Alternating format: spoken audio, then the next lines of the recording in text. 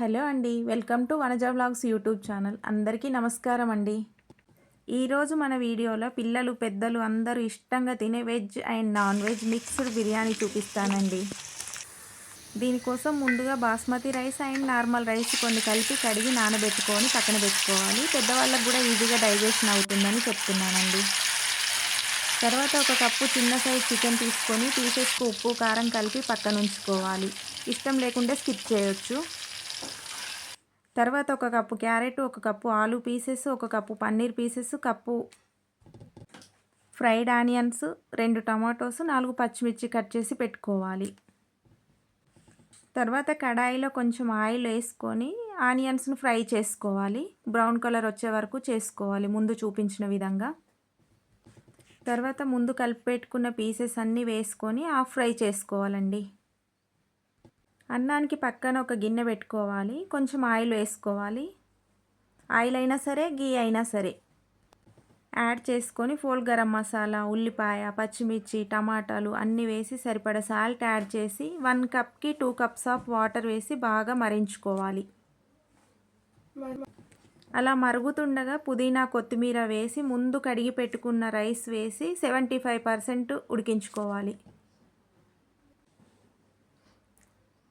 ఇలా ఈ స్టేజిలో అన్నం వండి పక్కన ఉంచుకోవాలి.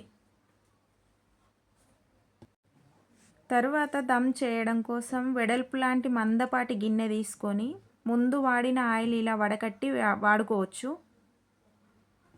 దీనిలో పచ్చిమిర్చి, టమాటా, ఫోల్ గరం మసాలా, పసుపు, పుదీనా, కొంచెం అల్లం వెల్లుల్లి పేస్టు ఇలా అన్నీ వేసుకొని లైట్గా ఫ్రై చేసుకోవాలి.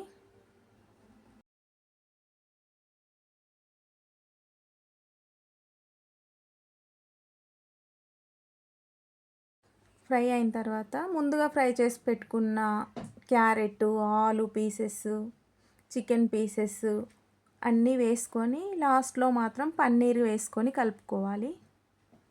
అన్నం అయితే ఈ స్టేజ్లో ఉండగా ఆఫ్ చేసుకోవాలి. తర్వాత కూరకు సరిపడా ఉప్పు, కారం, ఒక కప్పున్నర పెరుగు యాడ్ చేసుకోవాలి. ఇలా పెరుగు యాడ్ చేసుకొని ఒక 5 to 7 మినిట్స్ అలా ఉడికించుకోవాలి. చిన్న సెగపై ఉడికించుకోవాలండి, అడుగంటకుండా చూసుకోవాలి. తర్వాత కొంచెం బిర్యానీ మసాలా యాడ్ చేసుకొని లాస్ట్లో పన్నీర్ పీసెస్ కూడా యాడ్ చేసుకొని చిన్న సెగ పైన ఉడికించుకోవాలి.